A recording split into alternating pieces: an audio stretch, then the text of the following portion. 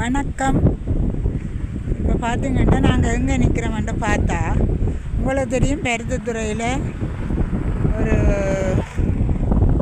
மூர்க்கத்தில் ஒரு கடற்கரை இருக்குது. மூக்க கடற்கரை ஒரு கடற்கரையில் அப்படியே கடற்கரை தொடர்ந்து போகும். பருத்தித்துறையில் இருந்து அப்படியே ஆழியவளை மருதங்கனி அங்காலையெல்லாம் கடல் போகும். அந்த வகையில் இப்போ பார்த்தீங்களேண்டா மூர்க்க கடல் கொஞ்சம் கொந்தளித்து கரியெல்லாம் அடித்தபடியாக அரித்து கொண்டு சென்றபடியாக இப்போ இங்கே அதை விடுறாங்க எல்லோரும். அது பார்த்திங்கன்னா இதை பாருங்க, சிறுவர் மகிழ்வகம் வந்து இதில் பார்த்தா சின்னாக்களும் விளையாடுறதுக்கான சில விஷயம் இருக்குது. பார்த்திங்கன்னா 12 வயதுக்குட்பட்டவர்கள் தான் பயன்படுத்தலாம். ஆனாலும் இப்போ இந்த கடற்கரைக்கும் மக்கள் வந்து கொஞ்சம் தங்களுடைய டைமை ஸ்பெண்ட் பண்ணுற விஷயம் நடந்து கொண்டிருக்கு. இன்றைக்கு ஞாயிற்றுக்கிழமை, ஆனால் இன்னும் இதுதான் பெருவினம் போல இருக்குது மக்கள். இப்போ ஒரு குறிப்பிட்ட மக்கள் தான் நிற்கிறார்கள். பார்த்தா உங்களுக்கு தெரியும், பருத்தித்துறை கடல் நல்லா பொங்கி கரையெல்லாம் கல் பூமி தானே.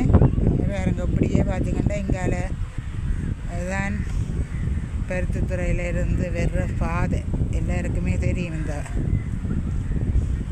இடம் இதை முனை என்று சொல்லுவார்கள். முனையில் தான் இந்த விஷயங்கள் நடந்து கொண்டு கடற்கரையில் சின்னாக்கள் என்ற விளையாட்டுகள்.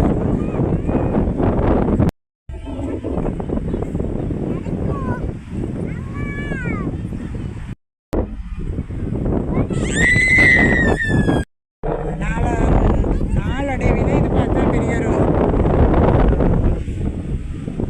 கடற்கரை மக்களை வாழ்க்கிற இடம் மாறலாம். இதில் பார்த்தா துப்புரவு பணியாளர்களும் பார்த்திங்கன்னா துப்புரவு செய்கிறார் ஒரு ஆள் நின்று.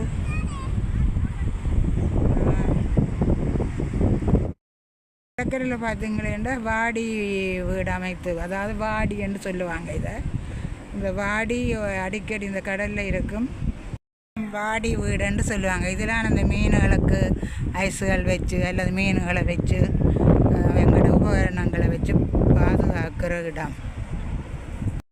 பாருங்க, இப்போ கொஞ்சம் கொஞ்சம் மக்கள் கூட்டம் வந்து கொண்டிருக்கிறார்கள். அப்போ கொஞ்சம் குறைவாக இருந்தது.